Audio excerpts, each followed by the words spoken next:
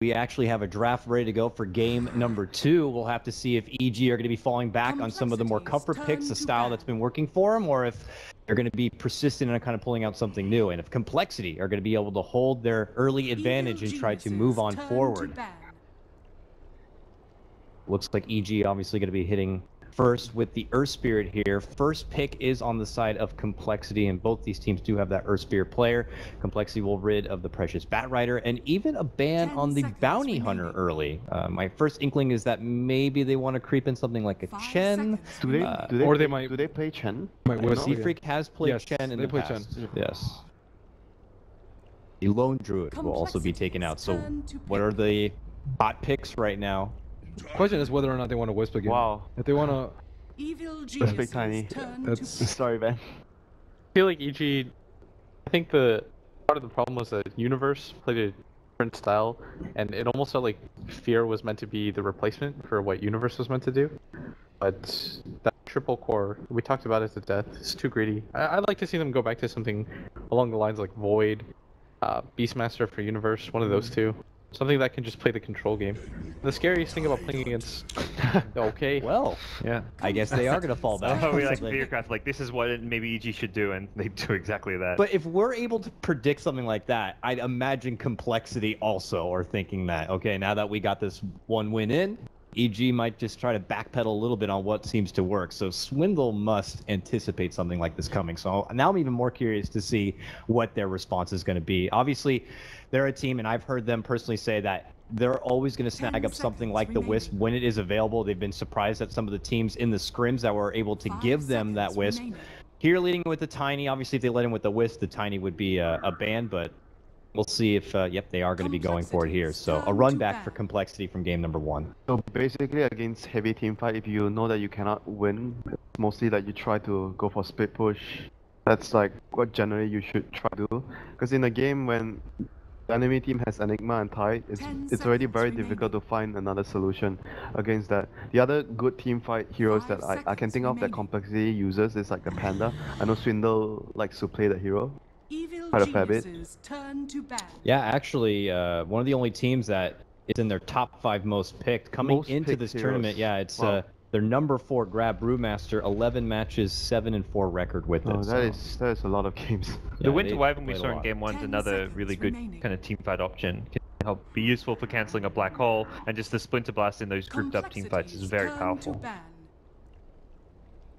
Stands out on the Dark Seer here from EG, a peculiar ban. We saw a little bit of it, you know, it's like from the Eastern scene, but it's like the game, you know, because the game plan. They are drafting team fight, so they are trying to remove heroes that are very good at team fight, so that they can actually just use their superior team fight to take over the game. I feel like Complexity, if they want, can just try to play very fast paced, because Tide Enigma is quite slow as far as their ability. They need levels, their Enigma's waiting for your mech timing. You will farm fast in the jungle, and also because you're reliant on the ultimates. If you have a fast paced lineup that just keeps on running at towers, looking for kills, that could be something that throw EG off.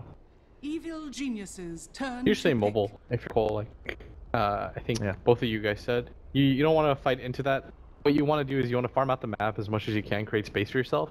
And like Ben said, you're just waiting for them to eventually slip up in a fight and take everything. And even if they win a fight, if you go for that pure maximizing farm style, it doesn't matter if you occasionally lose a fight every 180 seconds. You'll take that kind of trade. But EG, they needed at least 1 or 2 pickoff heroes, because if you just take Enigma Tide, your lineup is incredibly static. You need something that can also move around the map and gank, because that Enigma is going to be the 4.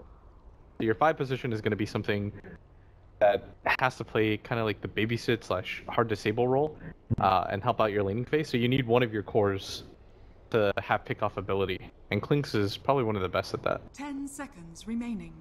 And it's the same reasoning why they ran for it in the first game as well, because they're running it's a Wisp, and then you're running a greedy jungler, so you want a safe lane that doesn't need help and you can own the lane by yourself. But we'll see whether Complexity actually does the same thing. They challenge the Clinks farm like last game. And even though the PL didn't do well in lane, do that well. PL's actually another really good hero against Clinks. Like Clinks at any time in the mid to late game cannot fight. You still want to slow the Clinks down. If you slow the Clinks down enough, you have access to Roche. If the Clinks is too farmed, then they get Roche and the game becomes a lot harder for them. When you pressure that lane, if you can take that tier 1 bottom tower on the Radiant side early, you get full access to the jungle, you secure yourself Roche like you mentioned, so Oh, sorry, they're on the Radiant, so it's I guess, but they get the Beastmaster. So this is Swindle's hero. They are initiating hero. 10 seconds. Get that extra bit of massive It can be vision. used as team fight. It can be used as a push as well because it gives you a lot of information with the Hawk. So you know that when EG is gonna group up and when EG is gonna move. So this time around they have their hard disable, like Blitz mentioned. They needed a hero that can lock down and be their hard support and help them with Roshan as well. Their team fight's still extremely weak though. I mean for coL. For complexity, yeah. I think it's okay. Depends on how they balance out the draft. I like Beastmaster in this though. Like Winter said, part of split push, what it mainly comes down to, people don't realize is it's not even the heroes, it's like the vision that you're able to set up around the map. Yeah, vision is really important. Yeah, and especially against like Clinks, you have a hero like Beastmaster who locks him down really well, is naturally going to build for vision 2. You're going to get a gem at some point, you're going to pick up a Necro Book 3. Pretty effective. So we saw the 4th pick, it was Enchantress. Oh, that's really... I like that a lot, especially against the Enigma, because you can abuse the laning phase a lot with that hero. Do you think that she's going to follow Enigma around? No, I think she's just going to evade safe lane / mid lane a lot.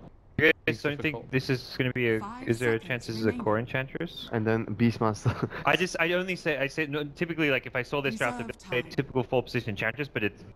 See Swindles plays this hero more than anyone, like on the team as well as just in general. Clinks is pretty good versus Enchantress in it kind of goes both ways, I want to say. Like the laning stage itself, Enchantress can leave the Clinks a lot. But you do have kill potential in Enchantress later with once you're level 6 have strafe and all that, but I think early on Enchantress does very well at pressuring Clinks in lane. It could just be Enchantress Beastmaster off lane, and if they want to get some kind of solo safe lane. Oh yeah, that is I think that's Enchantress Beastmaster is a very strong lane. that lane is really good. I'm pretty sure Swindles is the Enchantress player, so even if it's more of a jungle Enchantress, he may be on the hero. Kind of like Moo style, the Archon ran yesterday, Yeah. where they let Whitebeard take the lane, but Moo eventually came in with the creep and took up the majority of the farm. I'd really like that from as far as pressuring the Clinks' lane, and then it all comes down to what kind of safe lane hero they can pick up for Limp will pay the tiny, so Chessie, so some kind of safe lane solo. Regardless of what happens, it's going to be both of them together, the Beastmaster and the Enchantress. Yep. It doesn't matter who plays who. So they're going to pressure Clinks a lot, I imagine. Do you guys think that they're going to just run over the lane against Clinks and Venge? It's really hard for Clinks and Venge, I think. If you played any games on a China server, that's like all the off lanes are. It's 2 heroes, like Doom or Ench in the jungle, just constantly owning your safe lane. EG actually banning out the Brood here. Not really anticipating, like you guys are wagering, that it's going to be more of a self-sufficient safe laner. I'm very surprised. Brood could solo the safe lane. It's not. I mean, yeah. Against Tide, it's like it wouldn't make most sense, but we don't even know complexity to even play a lot of Brood at all. How can they fit Chessie plays the Brood. Yeah. Okay. I don't know. Just but not I don't know how they fit the Brood in the safe lane lineup. solo. So they put safe lane solo. Well, that's why I've been. But then they get Tide Hunter. It's against Tide. Yeah, Tide's yeah. fine with that. I think it'd be fine for EG because of the Tide, but I think Complexity are looking for that kind of safe lane here if they want to do Beastmaster Enchantress off lane. It seems strange though. Maybe they're just worried that Clinks will go up against a Brood, and I don't know. I think it's more the overall strategy where EG are very team fight, 5-man focused, and Brood can maybe throw that off a bit. And Brood can still lane against Tide 1v1. You can mix up your build, go for more in the passive. It's not like you're never going to pick Brood because Tide's still there. So EG are looking for their mid hero as a last Sumail hero, yeah. Sumail hero. Is Zeus still available? I think even Invoker is still Invoker out is there. still available? Yeah, Invoker's still It is available. IO Tiny though, and he's not going to get much help because Enigma's in the jungle, at least until Enigma gets level 6, so it's going to be a tough lane. You need a hero that can actually lane really well against that. Lina, maybe? Lina was banned. Lina was Is last Puck, banned. Puck still there? At the end. I can't remember. I think Puck I think Puck is still yeah, there. Puck should be still there. And it's team fight, you know, Puck, Tide Hunter, Enigma. 5 seconds remaining. But like what Blitz mentioned, maybe they need a bit more. Oh, Queen. Okay, still team fight. And but quite okay in the lane. If you get Avalanche then Toss and Tower, you can blink away at least, so you have an escape. but it's still like when Tiny has level 4, level 5, they can still kill you. It's not level 2 you're dead though. Yeah. That was what we saw last game where as Ember. What are you laughing about? Level 2, you're dead. Yeah, he got tossed to the tower. Yeah, Tiny got level 2, maybe it was level 3, I don't know. But it was once you have Avatos, you get it because you get thrown under the tower. The tether blow hits you. The way Complexity just played those two heroes was perfect. We'll have to see now how Complexity are going to be running out their 5-man spread. Still anticipating the Chessie grab here, a self-sufficient kind of a hero to bring it home. This were MVP, they would have taken Leshrac, Ben. Yeah, that's true. I think Brewmaster would have been. Complexity run a lot of support Lesh. I would have been totally okay with Brew this game. Is it okay? Because I don't think it's good enough late game. I was gonna say you made the call before that Complexity are lacking in the team fight, but it seems like they changed gears and going more push, lane aggression. Do they still need to fall back for some sort of team fight, or keep moving forward with the aggression? I think winning the lanes and split pushing seems to be the plan for them. Because Enchantress is not a team fight hero as well. She wins you the lane, and then she proceeds to, you need to be ahead as Enchantress. They could pick something like Razor against the Tide. Razor could be quite good. I think they just need to pick a good lane, like a lane that can crush the Tide. I think the Razor, though, doesn't offer you much past the laning phase. It's like a very static You can hero. tank and not die to the team fight, I guess, is the... Super static, though. Like, you can't run around the map. You're gonna get isolated I and think caught out. Invoker might be good for them too, like Oh, yeah. because you have the lane dominance, plus you have split push with your Forge, and you have Disable, you can buy time. And I think it's one of Chessie's favorite heroes, because Yeah, I it's remember... their third most picked hero, but they're going to be going with a Death Prophet. We haven't seen much of it this What are the tournament lanes? at all. Which tiny safe lane? Unless they do Death Prophet, Death Prophet safe lane safe versus lane? Tide. Fine, I think. The Prophet Spirit Siphon. Yeah, Tide. like Tide best The thing ever. 1v1 is fine. The danger is that you see a Death Prophet solo safe lane, that's like the most obvious lane to gank. If you're Fear, you're thinking my first rotation goes to that Death Prophet. PD could even ditch Arteezy and go for an early gank, so it's a very vulnerable lane, even though the 1v1 Yeah, matchup's she's fine. very easy to gank. That is like the biggest issue of the hero. If they were to put her on the safe lane, but they might still do like a Wisp tiny safe lane, so we're not sure about that. We'll just have to see how the laning phase goes for Complexity. Because the last game they did lanes that we did not expect at all. They had the on the off lane. Now that we've seen the draft here, before we send it over to our casters, couches, predictions, based on what we see? I think I'm gonna go with EG again still. They have team fight this time. They don't need to win the lanes. Couch EG over here. You two? With Complexity Winter, what do you think? The certainty in his voice. Yes. I'm just not sure about the Death Prophet. Like, I mean, we are supposed to support Complexity, but looking at the draft, it's quite easy for EG to play the game. if Death Prophet this way. doesn't have a rough time, I think Complexity win. But I think Death Prophet will have a rough time. Yeah, So I that's think what I EG think will of. win just because they can shut Death Prophet down. But if Complexity wins, it's because Death Prophet does really well. We'll see what it's going to be. We'll send it over to casters now. It's going to be Odie and Draskell. Gentlemen, first blood's coming, potentially. Well, there's no chance for that one, hello ladies and gentlemen. It's game 2 here, Complexity EG. I'm Odie Pixel, and I'm here with Draskell and Andy. Seeing some similarities from game 1, going, transitioning here into game 2, but switching it up a little bit. We're seeing some favourites. We're going to see the Fear Enigma coming out for the side of EG. Artur's sticking with his Clinks. Other things to mention, obviously the fact that they were talking about in the draft, we're going to see the Chessie Death Prophet. Yeah, it's a hero that up until this point has not been picked at all, I think, right? Or maybe it's been picked like once or twice, but either way, it'll be interesting to see how they play it out here. Looks like it will be going mid, starts with the Null Talisman or maybe even the safe lane, I guess, because Handskin's kind of sticking around here too. But I kind of agree with the couch who sided with EG. I think their lineup is greedy in a good way. So you have the Tide Hunter, who's going to be able to get something out of his lane pretty much no matter what. It's very hard to kill the hero, and even if you don't have a great lane, you can still go back and kill jungle stacks and things like that. You have Enigma, who is going to be very hard to pressure, and I also feel like it's a greedier pick than an Enchantress. So Enchantress is a type of hero that wants to try to control the laning phase. You want to try to dictate the tempo of the early game, and if you don't do it successfully, then Enigma just becomes better because he gets more out of the jungle. His teamfight presence is obviously going to be greater. So I think I agree with the couch who is siding with EG that their lineup is just a bit easier to use. In terms of lanes as well, this mid lane, once again, Limp and Hanskin on the Tiny Eye that we saw do an incredible amount of work in game 1. Should Limp have just as easy of a time farming up against the Quap as he did, of course, against the Ember, or is it going to be a little bit more tricky? Queen's a little bit tougher because the Wisp can't reliably trade against Queen. Basically going to be relying on the mana that you gain through Bottle of Handskin to throw like tosses out, harass, things like that, go for CS, but it should be pretty much impossible for this lane to kill Sumail unless he makes a glaring mistake, which I don't really see happening as he is mechanically a very good player when it comes to the laning stage. So all in all, I would think that given the way the lanes are kind of shaping up, this is what EG were expecting. This is kind of what they're okay with. But at the same time, I think Complexity are also okay with this because their Death Prophet is not going to be highly prioritized in the early game. And if for whatever reason EG start trying to gank, you always have the Enchantress to fall back on to help you try to control that early game. Indeed, and as you said, the Death Prophet hit on that solo safe lane up against Universe's Tide. They talked about it on the panel. Death Prophet should have no trouble finding farm down here, and it's showing at the moment 6 for 1. But at the same time, University's getting something as well. Oh, we'll see Chessie just moving there with a Siphon, keeping the Tide Hunter at bay. But as you said, as long as this stays one-on-one, you expect the trades to continue to be even in terms of farming?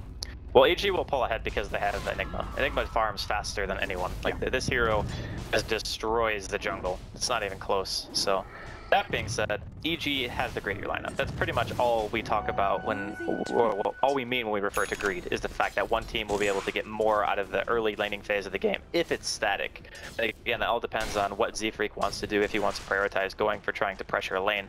The problem is, can't really pressure mid, because you need a very specific creep to kill Sumail. And you're also going to need to toss back onto a tower if you want to kill him too. As pretty much the worst thing that's going to happen is what we just saw there. He's going to eat a combo, eat a couple of spirits, then he'll either have to bottle crow, or he'll have to go back to base. And then you can maybe kill top, but then you're also going to need a dust for that. For at the moment, I mentioned it earlier, it's continuing to do this pretty much uninterrupted. We'll see.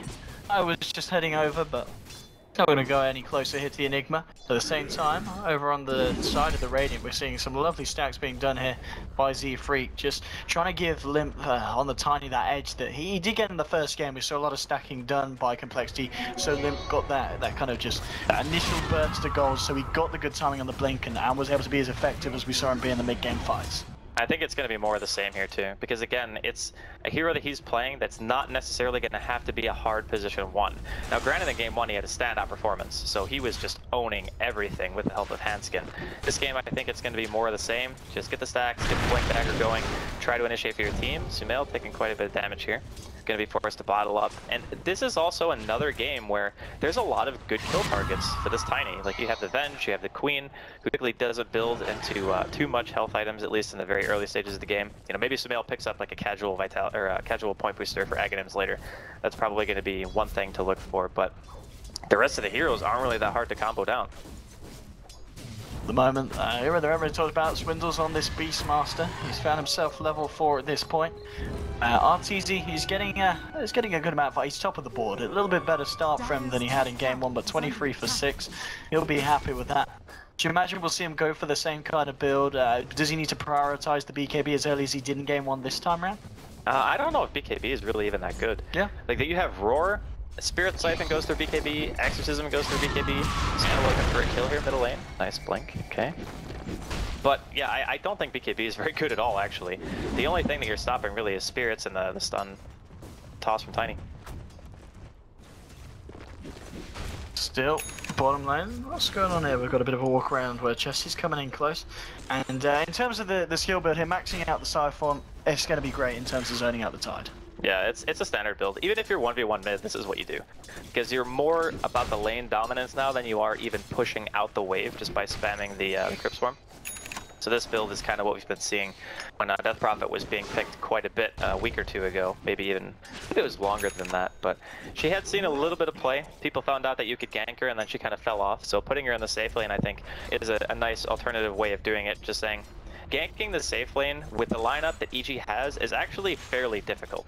Like, they can send the Enigma down, like Blitz was suggesting on the couch, but Enigma most of the time just wants to sit in the woods and farm.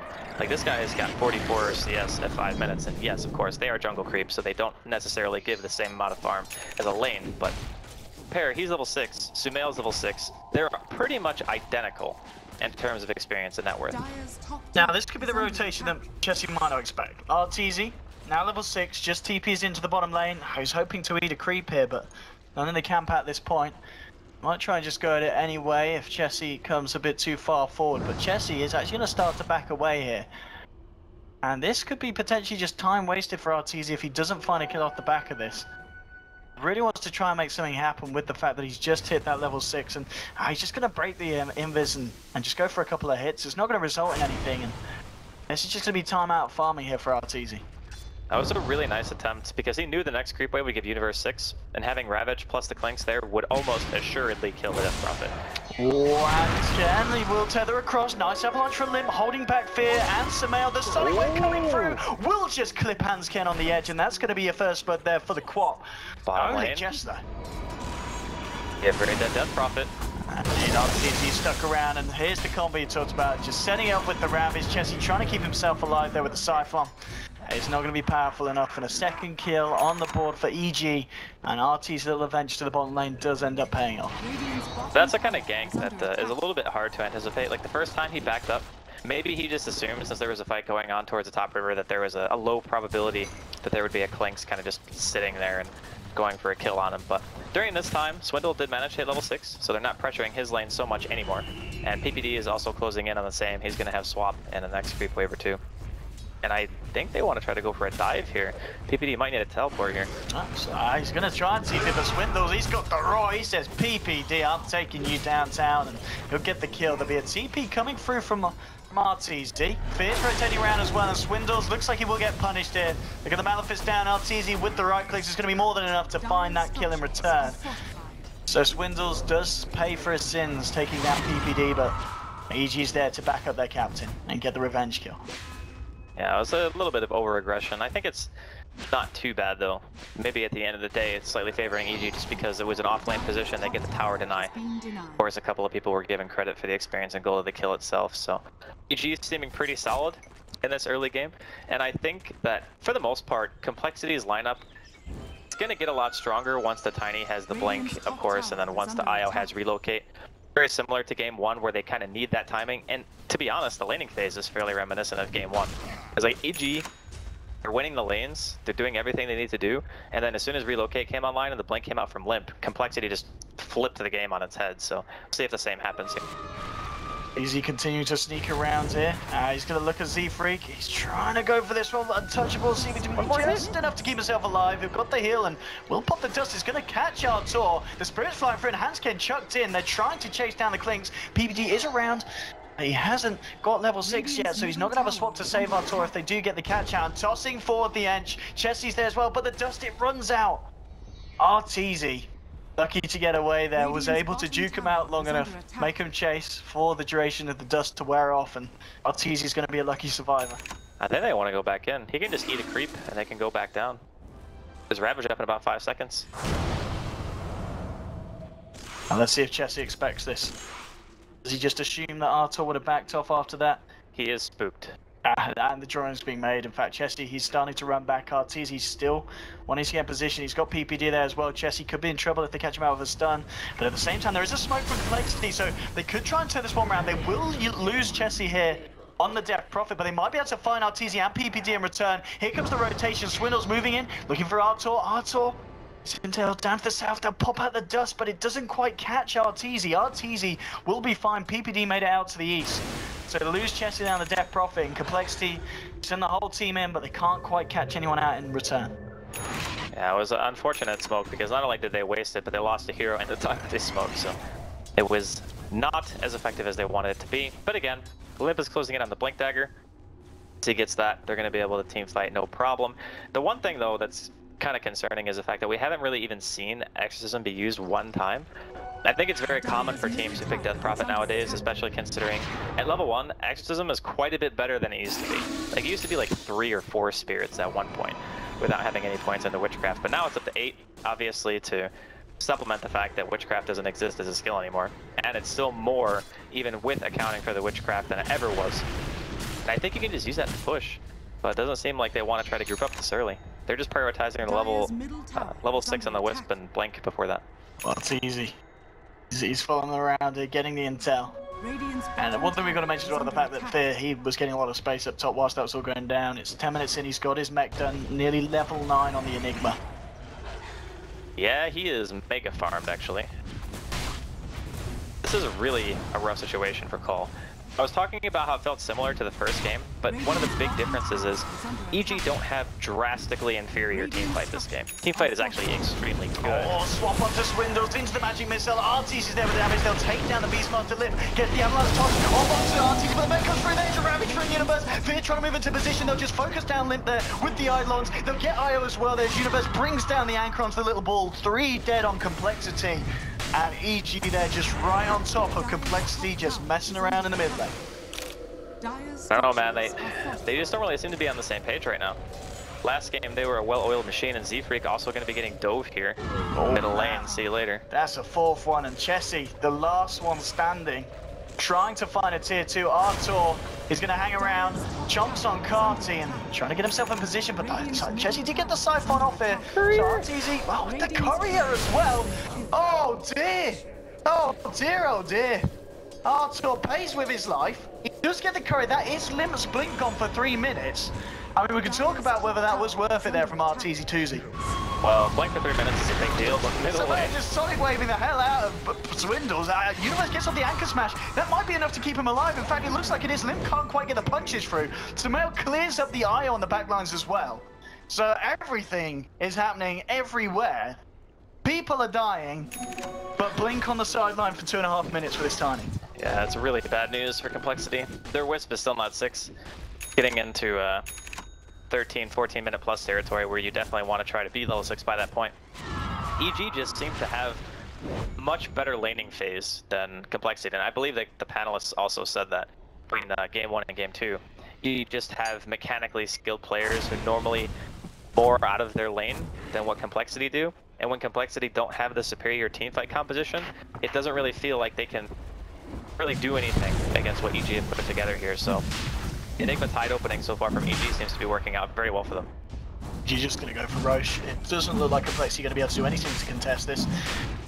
They should be able to take this one down at a pretty reasonable rate.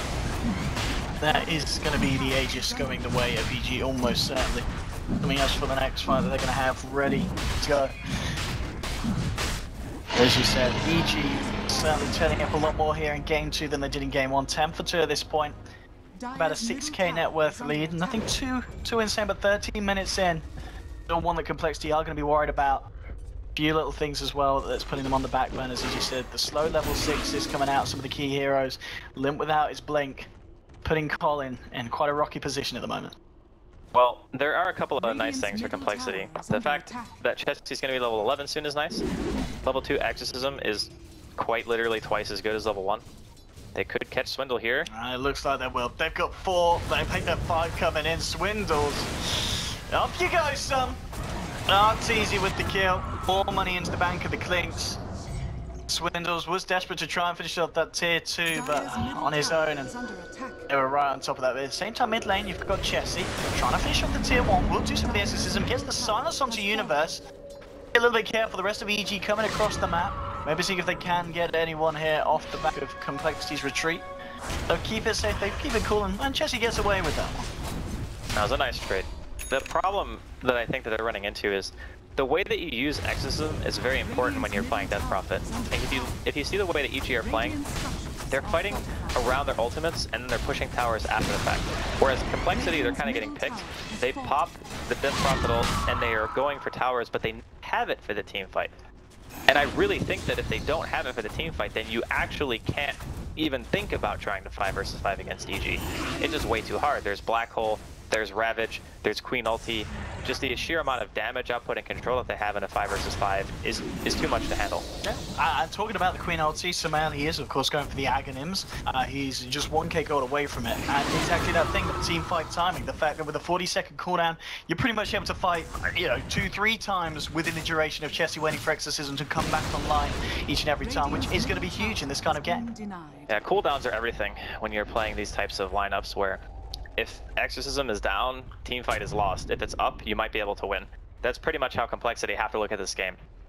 You can't fight around like 2.5 minute ultimates and expect to be able to win the engagement if the enemy team has theirs and you don't have yours. So with that being said, the game is a very different dynamic than game 1 because Complexity can't just always look for the fight. Like even right now, Universe is farming this bottom lane. And they can't go for him. Like they can't burst down that, and that's Universe's blink done. This is the big contrast that we're talking about. Is that Complexity just don't have the teamfight control. Oh, let's see what a call's going to be. Sounds like a dust was popped there just to See if they could find a random Artoria. Gonna be the case. It's easy. He's on a bit of a mission here, looking to track down Z3. See if he can do anything about this one. He's gonna go for it. Eats the Centaur. Gonna be enough damage though, Z3 with the heal. It's unable quite yet to just sit there and burst down an Enchantress that easy. It's a little bit of a pain getting through the Ench, but I don't think they're going to be too torn up about it. He's still in a fairly dominant position here in game number 2. Yes. Got Ravage and Black Hole ready for this push.